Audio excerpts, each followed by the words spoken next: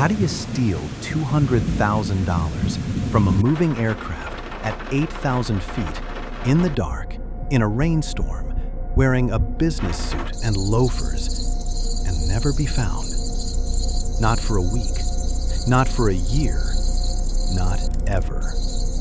No name, no face, no fingerprints, no body, no parachute, no money, except for $5,800 found by a child on a riverbank 9 years later, which answered nothing and made everything worse.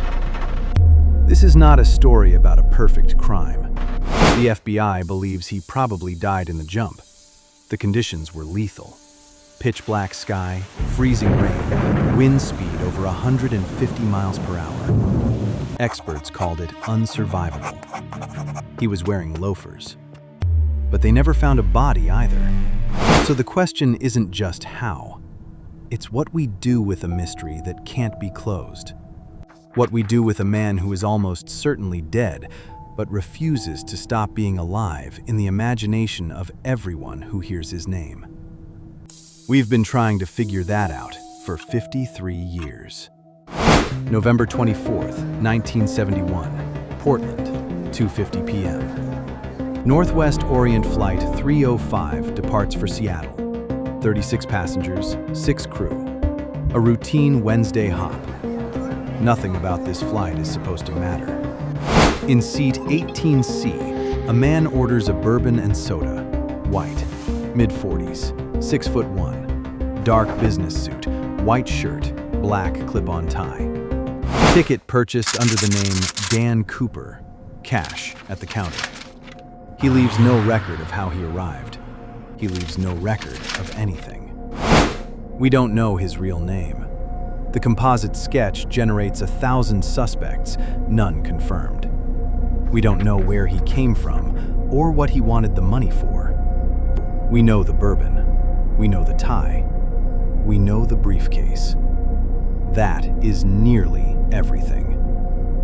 Shortly after takeoff, he passes a note to flight attendant Florence Schaffner. She assumes it's a phone number, tucks it away without reading it. He tells her she should read it now. The note says he has a bomb. She looks at the briefcase. He opens it slightly. Wires, a battery pack, red cylinders. She cannot tell if it's real. She is not going to find out. His demands: $200,000 in used 20s, 4 parachutes, ready when the plane lands. Schaffner is 23 years old, reading a bomb note at 10,000 feet. She notifies the captain. The captain notifies Seattle. The FBI begins its longest case. The plane circles Seattle for 2.5 hours while agents assemble the ransom. Bills packed in a canvas sack, serial numbers recorded. 4 parachutes sourced from a local skydiving school. One of them a non-functional training dummy, indistinguishable from the real thing without opening it. No one tells Cooper. They give him all 4.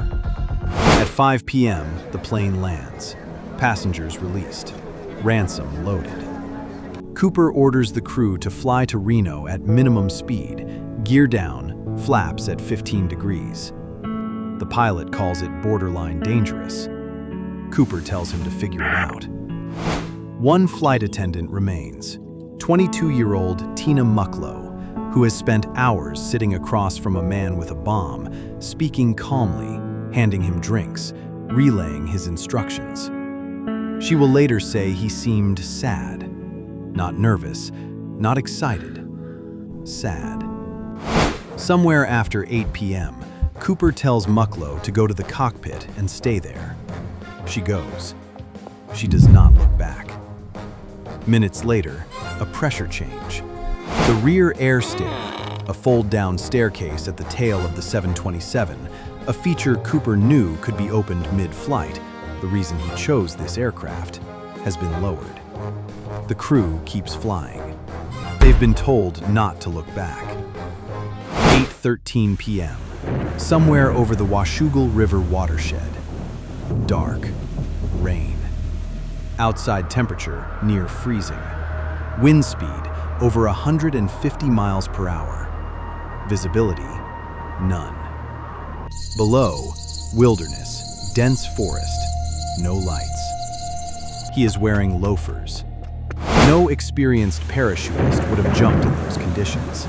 No helmet, no altimeter, no survival gear. Unsurvivable by any professional standard. He jumped anyway. One functional parachute, money bag tied to his body, $200,000 strapped to a man falling through a mountain storm in November. The plane lands in Reno at 10:15 p.m. Stairs still deployed.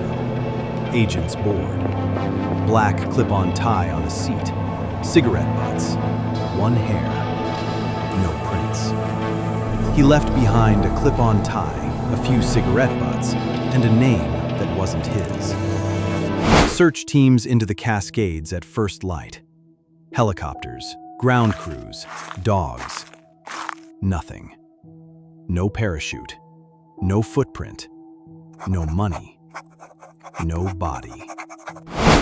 The FBI calls it NORJAC. Over 1,000 suspects across 4 decades. They test DNA, run the tie's fibers through spectrometers, find rare metals, bismuth, unalloyed titanium, consistent with aerospace manufacturing.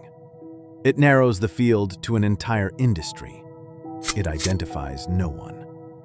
Congress mandates a locking mechanism on all Boeing 727 rear air stairs. The industry names it the Cooper vein, the only federal legacy of a man whose name was a typo.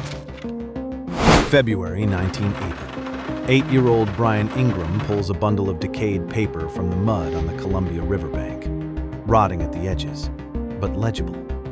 An agent reads the serial numbers. They match. $5,800. Found on a riverbank on no projected flight path, with decay patterns that don't fit simple water exposure. Experts argue for years. No consensus. The rest, $194,200, was never found. Neither was the man. 2016.